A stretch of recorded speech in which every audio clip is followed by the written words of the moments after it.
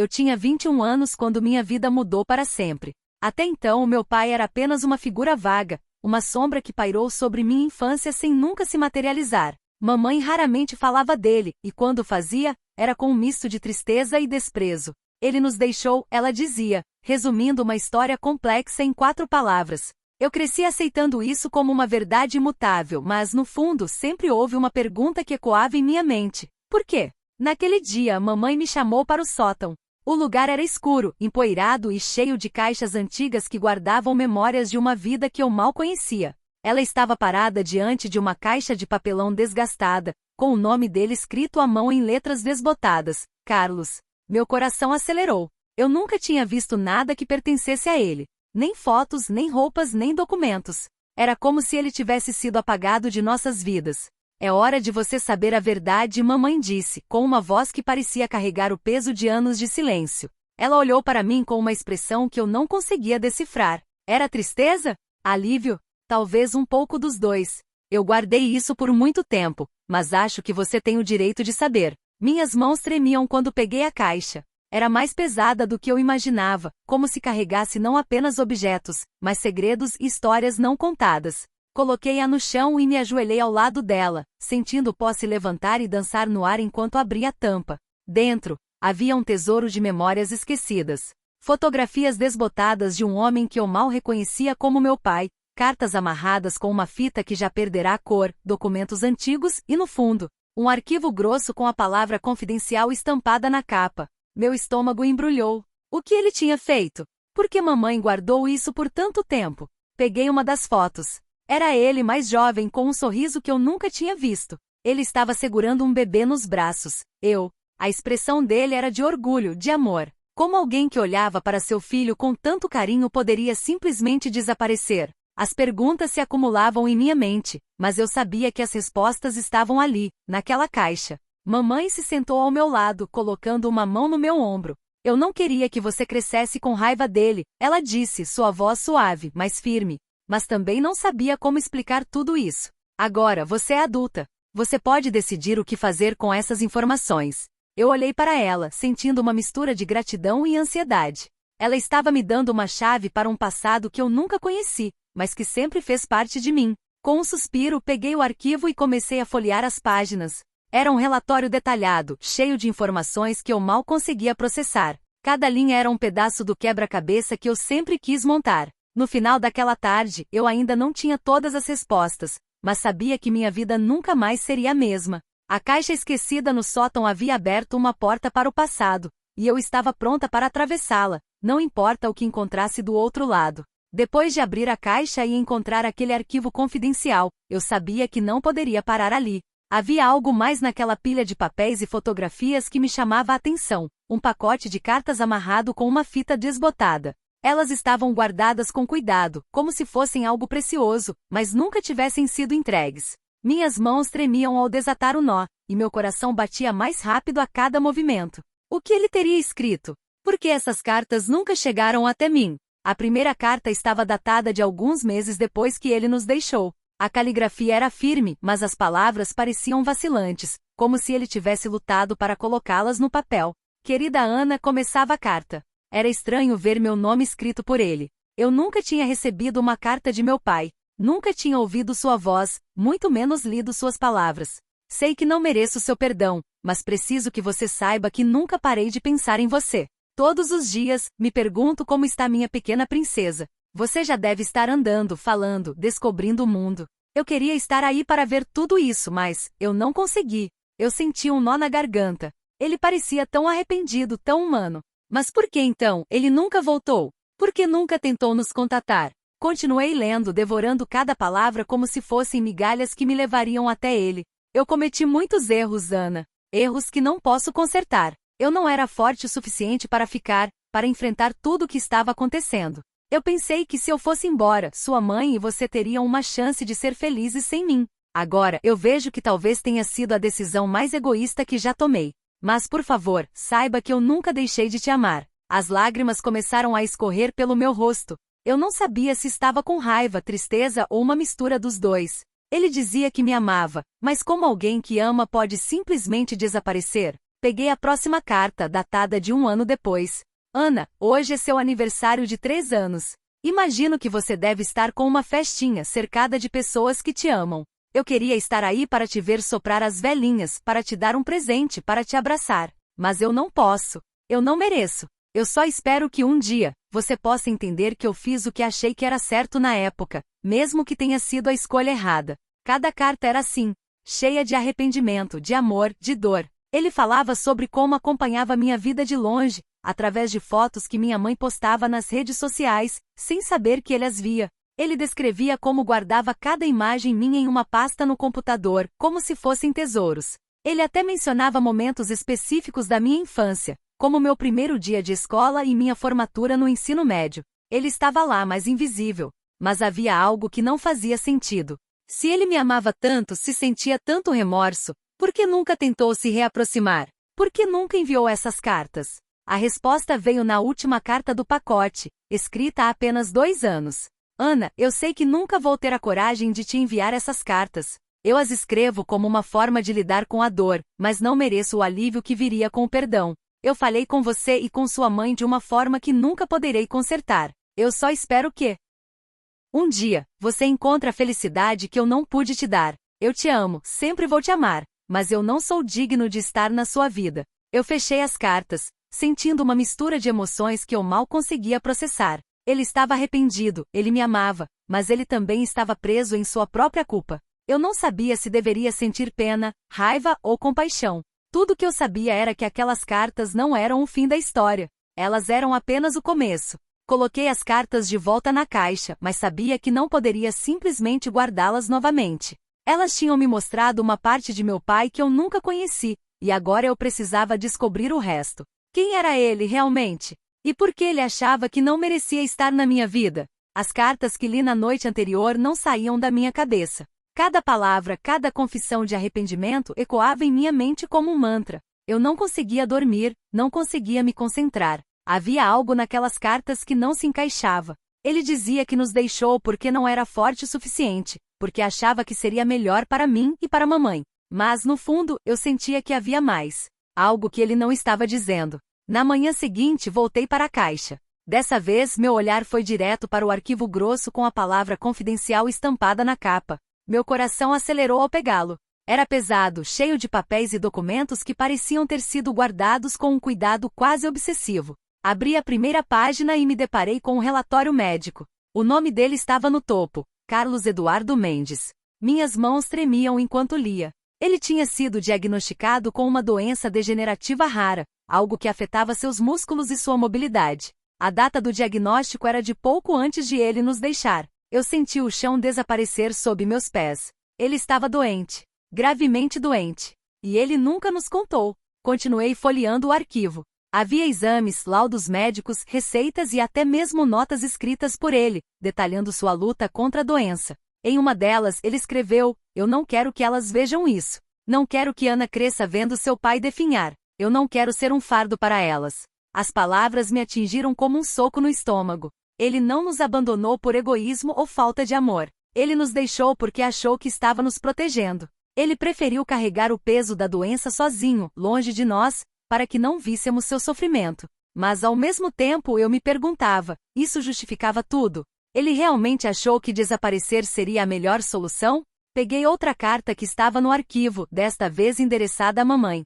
Era curta, mas cada palavra parecia carregada de dor. "Maria, eu sei que você nunca vai me perdoar, e eu não espero que o faça. Mas eu preciso que você saiba que eu fiz o que fiz por amor. Eu não queria que você e Ana vissem o que eu me tornei. Eu não queria que vocês sofressem por minha causa. Por favor, cuide da nossa filha. Ela é a melhor parte de mim, e eu sei que você vai fazer dela uma mulher incrível." Eu senti as lágrimas escorrerem pelo meu rosto novamente. Ele nos amava. Ele realmente nos amava. Mas ele estava tão preso em sua própria dor, em seu próprio medo, que não conseguia ver que talvez nós quiséssemos estar ao lado dele, não importa o quão difícil fosse. Mas ainda havia uma pergunta que não me dava paz. O que aconteceu com ele depois que nos deixou? Onde ele foi? Como ele viveu seus últimos anos? O arquivo tinha algumas pistas, endereços antigos, nomes de médicos, até mesmo um número de telefone. Mas nada que me desse um retrato completo de sua vida após nós. Decidi que precisava saber mais. Peguei meu celular e comecei a pesquisar os nomes e endereços que encontrei no arquivo. Um dos endereços era de uma clínica de repouso em uma cidade a algumas horas de distância. Será que ele passou seus últimos dias lá? Eu precisava descobrir. Antes de sair, olhei para a mamãe, que estava na cozinha preparando o café da manhã. Ela parecia cansada, como se carregasse o peso daquela descoberta tanto quanto eu. Mamãe, eu disse, hesitante. Você sabia que ele estava doente? Ela parou o que estava fazendo e olhou para mim, seus olhos cheios de uma tristeza que eu nunca tinha visto antes. Eu descobri alguns anos depois que ele foi embora, ela admitiu, sua voz quase um sussurro. Mas na época eu estava tão magoada, tão cheia de raiva que não consegui perdoá-lo. Agora, eu vejo que talvez ele estivesse apenas tentando nos proteger da única forma que sabia. Eu me aproximei dela e a abracei, sentindo o peso de tudo que estávamos descobrindo juntas. Eu preciso saber mais, mamãe, eu disse. Eu preciso descobrir o que aconteceu com ele. Ela me olhou nos olhos e acenou com a cabeça, como se soubesse que não poderia me impedir. Vá, ela disse. Mas lembre-se de que nem todas as respostas vão trazer paz. Com aquelas palavras ecoando em minha mente, eu peguei minhas coisas e saí, determinada a descobrir a verdade sobre o homem que nos deixou, mas nunca realmente nos abandonou. A cidade era pequena, do tipo que você atravessa em menos de 10 minutos de carro. As ruas eram calmas, quase desertas, e as casas pareciam ter sido construídas em uma época em que o tempo passava mais devagar. Era difícil imaginar meu pai vivendo em um lugar assim. Ele sempre me pareceu uma figura maior que a vida, mesmo sem eu conhecê-lo direito. Mas, de acordo com as pistas que eu tinha, ele passou seus últimos anos aqui, longe de tudo e de todos que conhecia. A clínica de repouso ficava na periferia da cidade, cercada por árvores altas e um silêncio quase palpável. Era um lugar tranquilo, mas havia algo melancólico no ar, como se cada pessoa ali carregasse uma história de perda e saudade. Estacionei o carro e respirei fundo, tentando me preparar para o que estava por vir. O que eu esperava encontrar? Fechos de uma vida que eu mal conhecia? Respostas que talvez nem existissem? Ao entrar na clínica fui recebida por uma enfermeira sorridente, mas com olhos cansados, como se já tivesse visto demais na vida. Posso ajudar você? Ela perguntou com uma voz suave. Eu estou procurando informações sobre alguém que pode ter ficado aqui, eu disse, hesitante. O nome dele era Carlos Eduardo Mendes. O rosto da enfermeira mudou imediatamente. Ela parecia reconhecer o nome, e isso me deixou com um frio na espinha. Carlos, ela repetiu, como se estivesse revivendo uma memória. Sim, ele ficou aqui por alguns anos. Era um homem muito querido por todos. Você é? Ana, eu respondi, engolindo seco. Sou a filha dele. Ela me olhou com uma mistura de surpresa e compaixão. A Ana, ela disse, quase num sussurro. Ele falava muito sobre você. Aquela frase me atingiu como um soco. Ele falava sobre mim? Para estranhos. Mas nunca para mim? A enfermeira deve ter percebido minha expressão, porque ela continuou rapidamente. Ele tinha uma pasta com fotos suas. Sempre que alguém perguntava, ele mostrava orgulhoso. Dizia que você era a melhor coisa que ele já tinha feito na vida. Eu senti as lágrimas queimando meus olhos, mas lutei para mantê-las sob controle. Eu gostaria de saber mais sobre ele, eu disse, minha voz quase falhando. Sobre como ele era, como viveu aqui. A enfermeira acenou com a cabeça e me levou até uma sala pequena, onde havia uma cadeira confortável e uma mesa com alguns livros e fotos.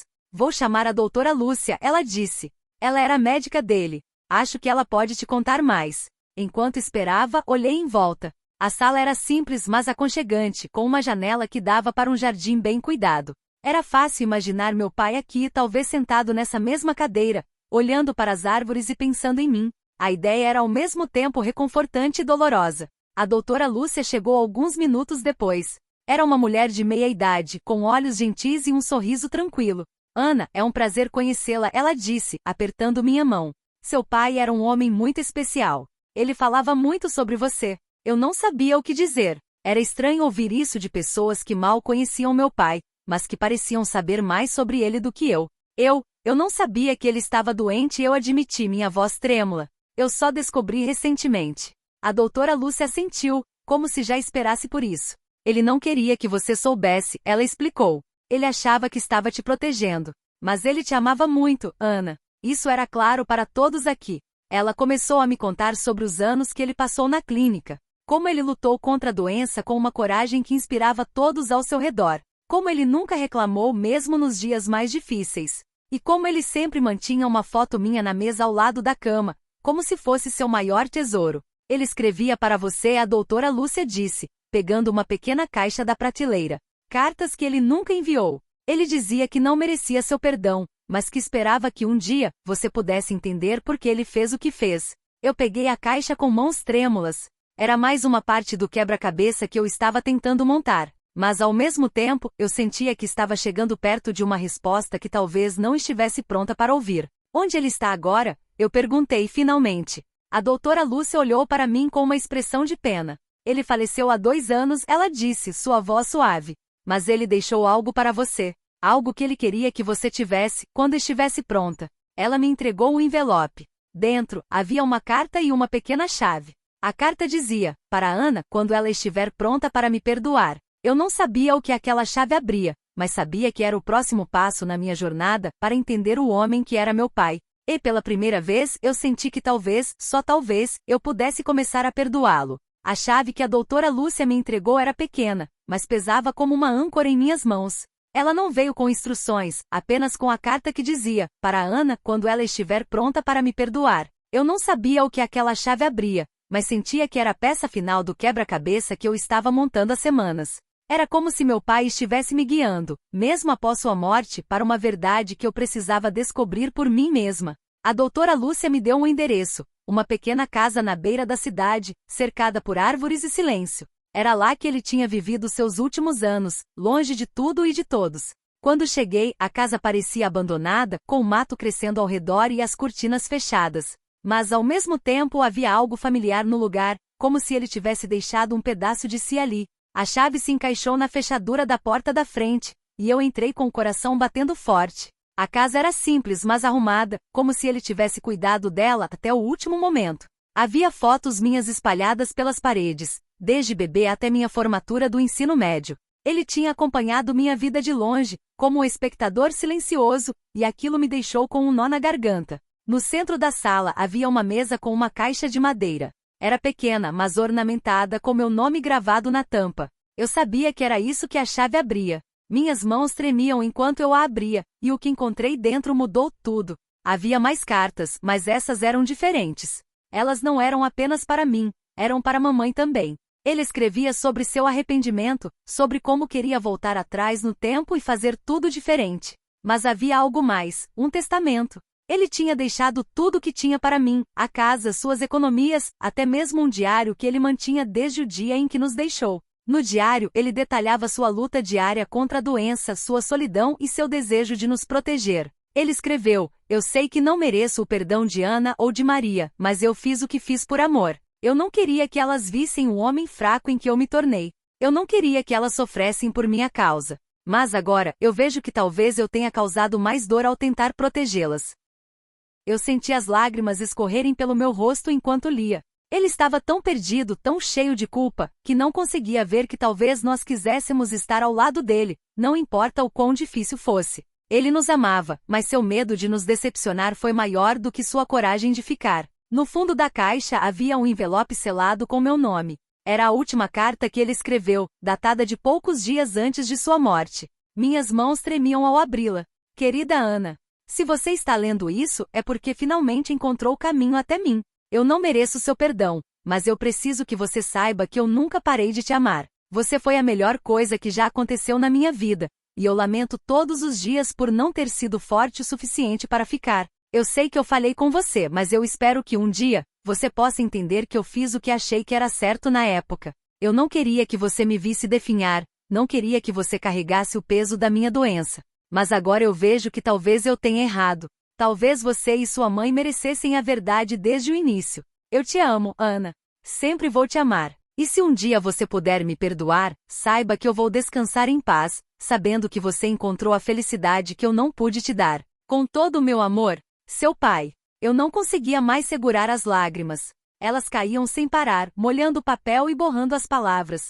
Eu senti uma dor tão profunda, tão visceral, que parecia que meu peito ia explodir. Ele me amava. Ele sempre me amou. Mas ele estava tão preso em sua própria dor que não conseguia ver que eu precisava dele, não importa o quão difícil fosse. Eu olhei em volta da casa, sentindo o peso de sua ausência. Ele estava em cada canto, em cada foto, em cada palavra que ele escreveu. E pela primeira vez eu senti que ele estava ali comigo, me mostrando que o amor dele nunca tinha ido embora. Mas também senti raiva. Raiva por ele ter nos deixado. Raiva por ele ter tomado uma decisão tão grande sem nos consultar. Raiva por ele não ter confiado em nós o suficiente para ficar. E ao mesmo tempo senti pena. Pena por ele ter carregado tanto sofrimento sozinho. Pena por ele nunca ter se permitido ser feliz. Eu não sabia se poderia perdoá-lo completamente. Talvez isso levasse tempo. Mas naquele momento, eu senti uma paz que nunca tinha sentido antes. Ele não era um herói, nem um vilão. Ele era apenas um homem que cometeu erros, como todos nós. E finalmente eu pude deixar ir a raiva que carreguei por tanto tempo. Saí da casa com o diário e as cartas nas mãos, sentindo o peso do passado, mas também uma leveza que eu não conhecia. Eu não tinha todas as respostas, mas tinha o que precisava para seguir em frente. E enquanto o sol se punha no horizonte, eu sussurrei as palavras que ele nunca ouviu em vida. Eu te perdoo, pai.